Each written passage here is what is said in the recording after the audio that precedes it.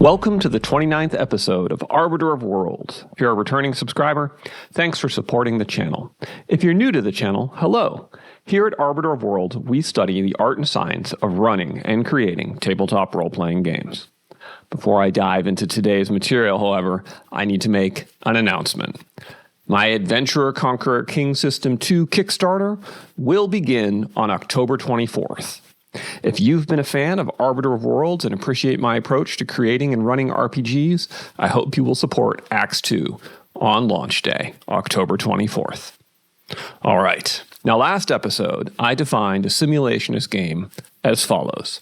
A simulationist game is one in which the structure of the rules isomorphically maps to the structure of the reality being simulated to an extent sufficient to create meaningful verisimilitude. Today, we're going to explore the concept of isomorphic mapping in game design. Now, at the outset, let's be clear that this has nothing to do with isometric mapping, which is an esoteric art pursued by cartographers who want to emulate the greatness of the maps in the first edition Dungeoneer's Survival Guide. So that's isometric mapping. Isomorphic mapping is just another term for the map-territory relationship. Now, Wikipedia tells us that the map-territory relationship is, quote, the relationship between an object and a representation of that object as in the relation between a geographical territory and a map of it. So isomorphic mapping is the relationship between an object and a representation of that object, analogized to that between territory and map. Now, Lewis Carroll, in his book Sylvie and Bruno Concluded, provides us with a really amusing illustration of the map-territory relationship. I'm going to quote from it because it's pretty funny. "What a useful thing a pocket map is," I remarked. "Well, that's another thing we have learned from your nation," said Mein Herr, "map-making. But we've carried it much further than you. What do you consider the largest map that would be really useful?" "Oh, about 6 inches to the mile." "Only 6 inches," exclaimed Mein Herr. "We very soon got to 6 yards to the mile. Then we tried 100 yards to the mile. And then came the grandest idea of all. We actually made a map of the country on the scale of a mile to the mile." "Well, have you used it much?" I inquired. "It has never been spread out," said Mein Herr. "The farmers objected. They said it would cover the whole country and shut out the sunlight. So now we use the country itself as its own one-to-one map, and I assure you it does nearly as well." Well, from the point of simulationism, the map-territory relationship seems to pose a dilemma. No map can be as detailed as the territory without being the territory. You end up with a 1 mile to 1 mile map, which then is just the territory. And no model can be correct without being what it's modeling. No game can fully simulate reality without being reality. Now, the map territory dilemma isn't usually referenced directly in our hobby's Great Flame Wars, though I saw a few of you mention it in the comments last week. It is implicit in some of the criticism that gets directed at simulationist games. Those criticisms often go something like this. "Your game Ascendant is totally flawed because it models the damage of an attack based on the square root of kinetic energy without modeling hydrostatic shock, projectile tumbling, shot placement, wound entry and exit, and all the other factors that actually determine the harm suffered from a hit." So, breaking it down logically, the argument goes something like this. Premise 1, Ascendant is a model of X that incorporates Y but not Z. Premise 2, a model of X that does not incorporate Z is totally flawed. Conclusion, therefore Ascendant is totally flawed. Now, premise 1 is certainly true, but premise 2 is almost certainly not true. As British statistician E.P. Box once remarked, all models are wrong, but some are useful. So that is accepting at the outset that no simulation is actually fully simulative. We can still create simulations that are useful for our purposes. And what are those purposes? As I said last week, the particular pleasure of a simulationist game arises non-exclusively from the noetic appreciation of the game's verisimilitude.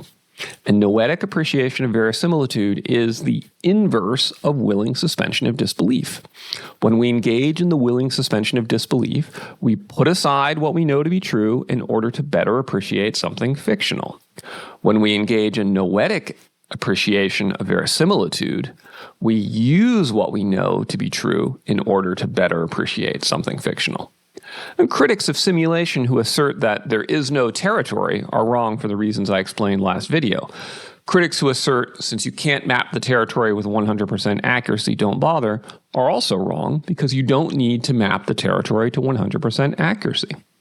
Doing so is counterproductive. It reduces the value of the model, which simply needs to be accurate enough to create noetic appreciation of verisimilitude.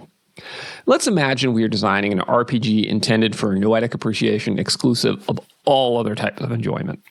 We are, like Professor K watching Alexander by Oliver Stone, we are ignoring everything else. And considering only that factor, we would seek to have the structure of the rules, the map, isomorphically correlate to the structure of the reality being simulated, the territory, to the extent that noetic appreciation of verisimilitude is maximized. Does that mean that we should simulate everything? No, not at all, because like every other form of human utility, there are diminishing marginal returns to noetic enjoyment. Partly this is simply due to the nature of hedonic adaptation. Partly this is because the human mind is constrained.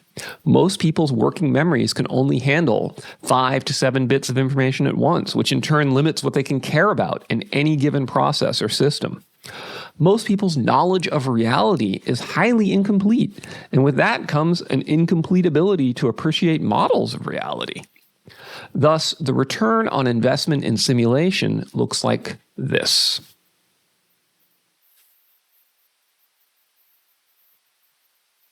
Obviously, some historical simulation RPGs have moved too far along this curve, and that has given the genre a bad name. But there is a sweet spot that you can hit.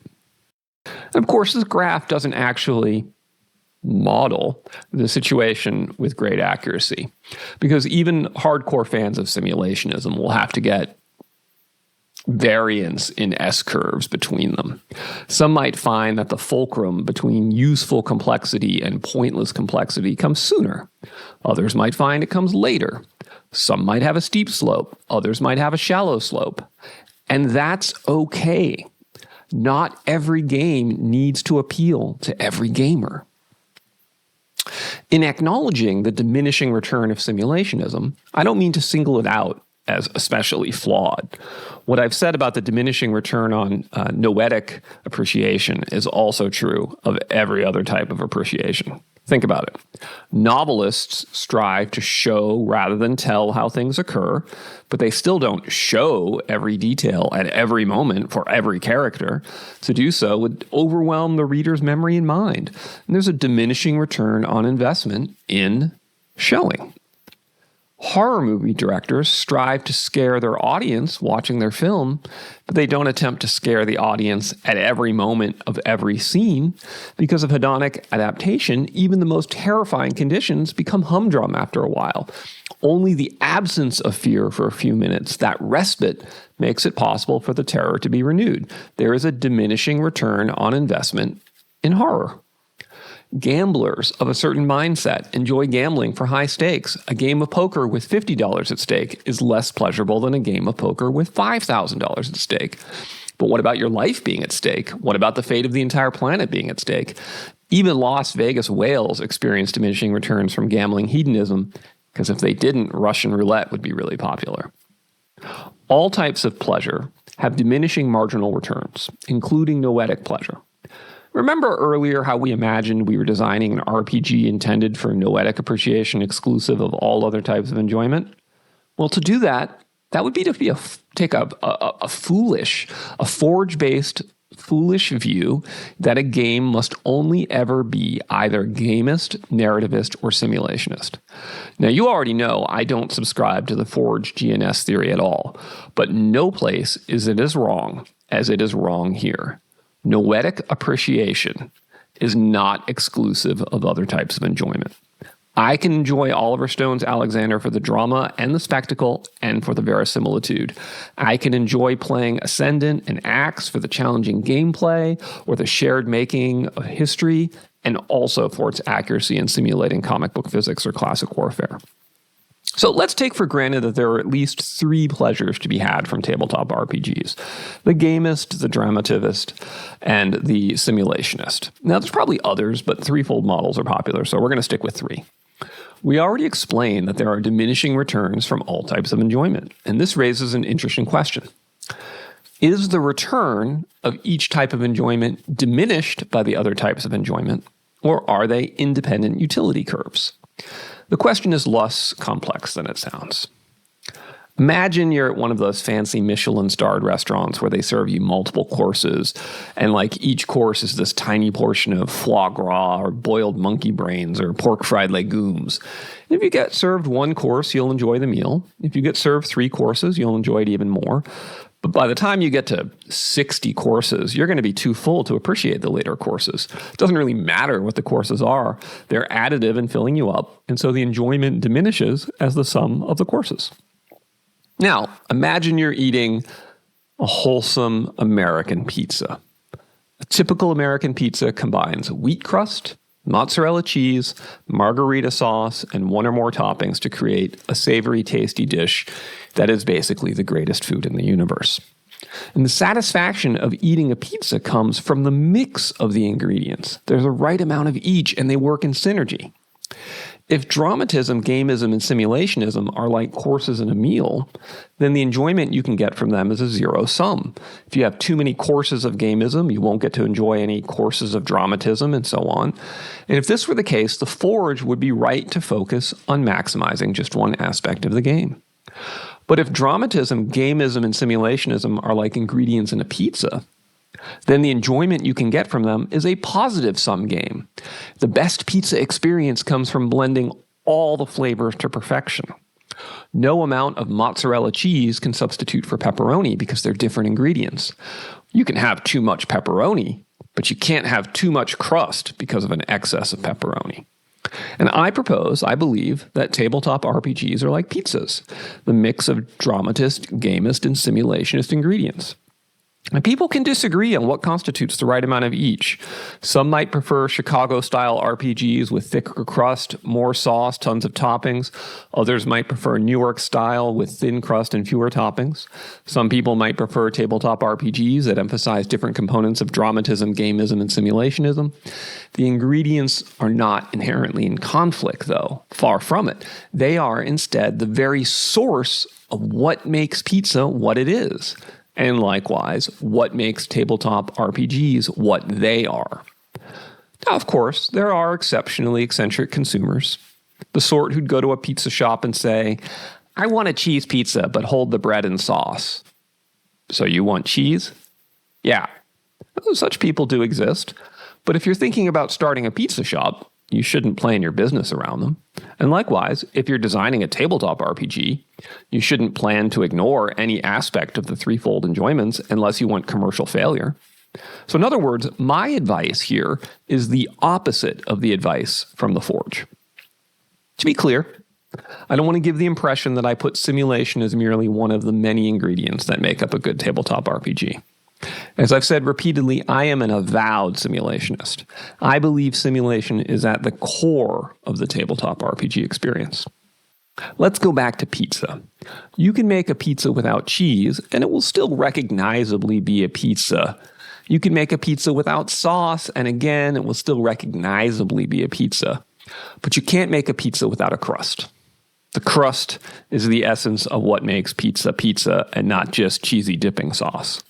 A good crust can serve as the foundation for any number of sauces, cheeses, and toppings, but no combination of sauces, cheeses, and toppings can be satisfying as a pizza qua pizza without a crust. And in terms of our pizza analogy, simulation is the crust.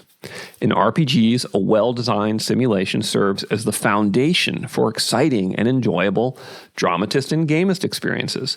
The simulation is what integrates all of the other elements into a cohesive whole. I've now made myself very hungry. So I am going to go order a pizza.